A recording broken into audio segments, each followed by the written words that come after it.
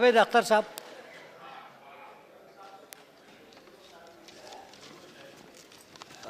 शुक्रिया चेयरमैन साहब। अच्छा वक्त, बुरा वक्त, कैसा भी वक्त हो गुजर जाता है। तो ये 6 साल भी गुजर गए और ऐसे गुजरे कि लगा कि मैंने 6 बार आंखें झपकाई हैं, इतनी तेज़ी से निकल गए।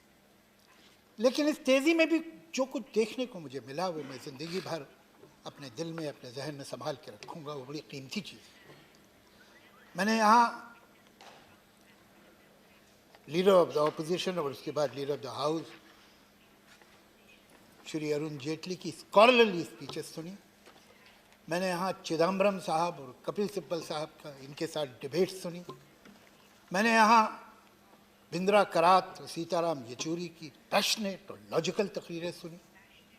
मैंने यहाँ श्री रविशंकर प्रसाद के विट को देखा।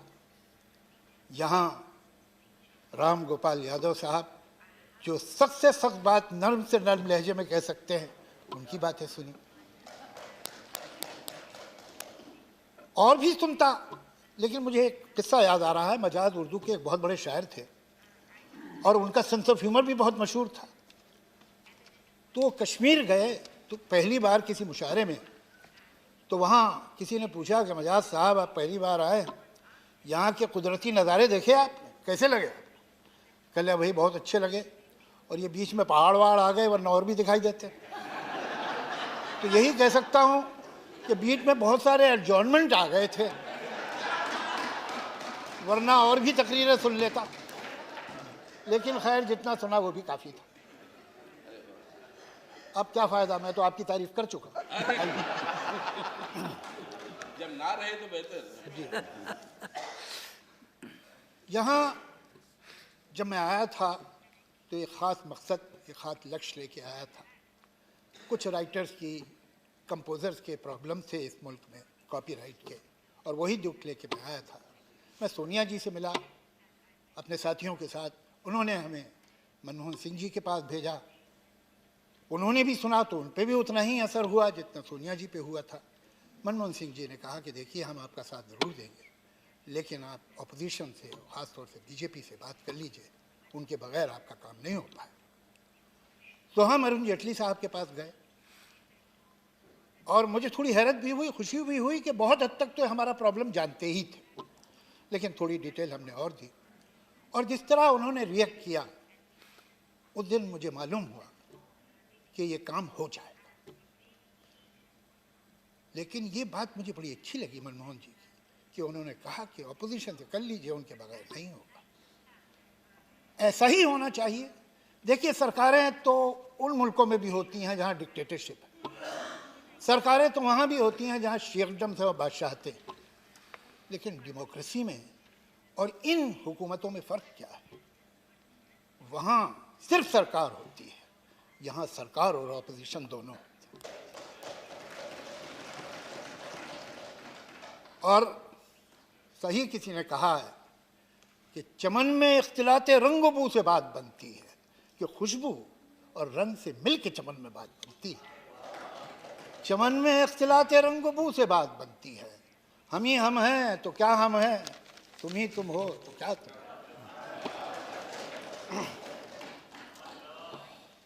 देखिए क्या है कि हम बड़े खुशकिस्मत लोग, और हम शिकायतें तो करते रहते हैं हुकूमतों से भी और देश से भी और समाज से भी, लेकिन जो हमारे पास है उसका शुक्रिया हम अदा नहीं करते जितना हमें करना चाहिए, और जितना उसका एहसान मानना चाहिए उतना हम मानते नहीं। और वो है हमारा संविधान, हमारा कॉन्स्टिट्यूशन।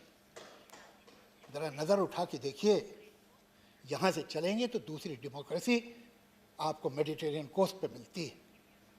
वो क्या बात है, वो क्या ताकत है हमारी जो हमें यहाँ मिलती है। और ये संविधान हमें डेमोक्रेसी देता, लेकिन डेमोक्रेसी, ये याद रखिए, बगैर सेकुलरिज्म के नहीं हो सकती। ये वो मुल्क हैं जिनमें सेकुलरिज्म नहीं, और इसीलिए डेमोक्रेसी नहीं। डेमोक्रेसी का मतलब क्या होता है कि ज़्यादा जिस बारे में लोगों की राय होगी, जिस तरफ अक्सरियत होगी, जिस तरफ मेजॉरिटी होगी, वो बात मानी जाएगी, जिस तरफ माइनॉरिटी होगी वो बात नहीं मानी जाएगी। लेकिन डेमोक्रेसी ये मान के चलती है कि ये मेजॉरिटी और ये माइनॉरिटी परमानेंट नहीं है, यह हर इशू पे बदलेगी। अगर कोई ऐसी परिभाषा बना दी जाए, अगर कोई ऐसी डेफिनेशन बना दी जाए मेजॉरिटी की और माइनॉरिटी की जो परमानेंट है, तो फिर डेमोक्रेसी तो उसी दिन खत्म हो गई।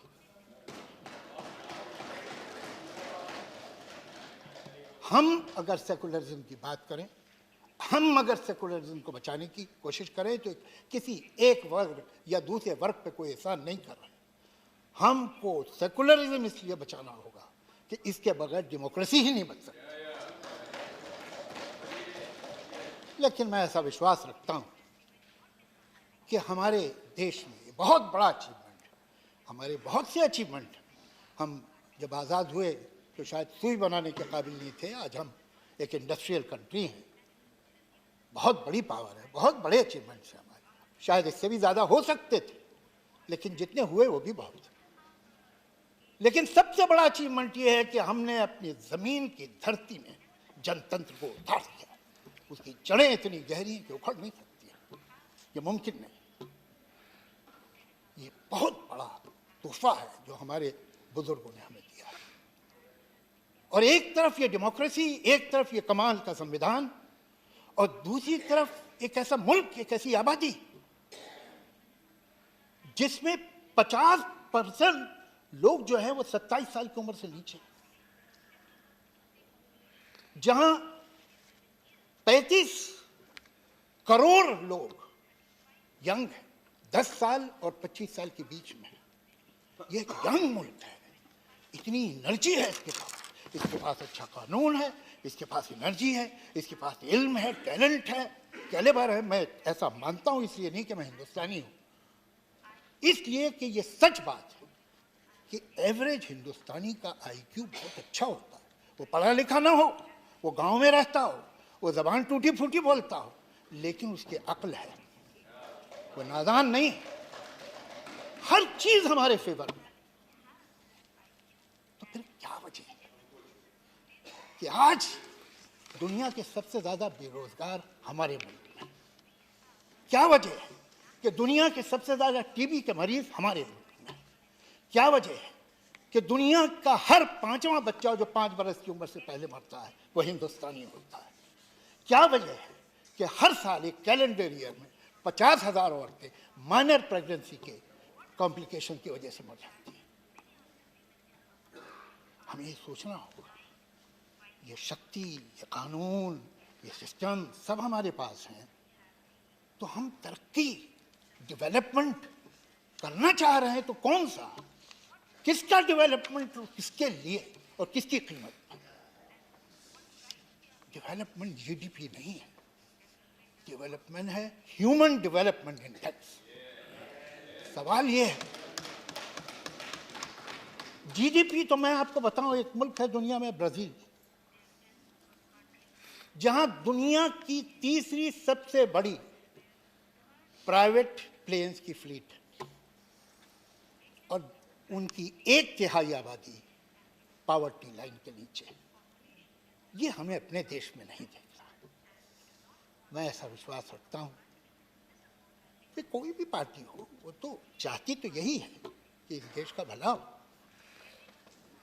और अगर हम जरा सा उठ जाए, मैं देखता हूं कि जहां ये समस्या है, बेरोजगारी की, हॉस्पिटल की, दवा की, स्कूल की, कॉलेज की, इंफ्रास्ट्रक्चर की, वहां हम अपनी एनर्जी किन चीजों में लगा रहे हैं? वो क्यों वेस्ट हो रही है? आए दिन कुछ ऐसी बात सुनने को आती है जो न सुनते तो अच्छा था। अभी 2-3 दिन पहले एक साहब है जिन्हें ख्याल हो गया कि वो नेशनल लीडर है, हालांकि हकीकत ये है कि वो हिंदुस्तान की एक स्टेट आंध्रा, कि एक शहर हैदराबाद, कि एक शहर, उस शहर के मोहल्ले के लीडर है।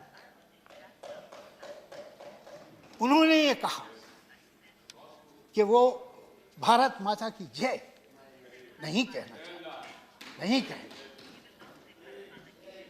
इसलिए कि संविधान उन्हें नहीं कहता है, संविधान तो उन्हें शेरवानी पहनने को भी नहीं कहता और टोपी लगाने को भी नहीं कहता।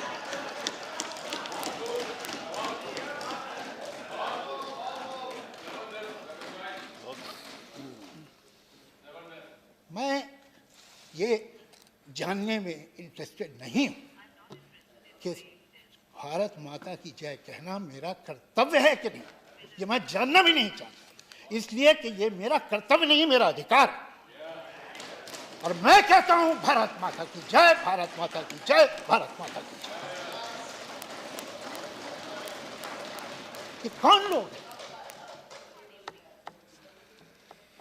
मैं इस बात को और उनके इस ख्याल को जितने सख्त वर्ड मुमकिन है जो एक्सपंज न हो उनमें कंडेम करता हूं। और मैं इतनी ही सख्ती से एक और नारे को भी कंडेम करता हूं जो अक्सर हिंदुस्तान के शहरों में बोला जाता है, मुसलमान के दो स्थान, कब्रिस्तान या पाकिस्तान। मैं उसे भी कंडेम करता हूं।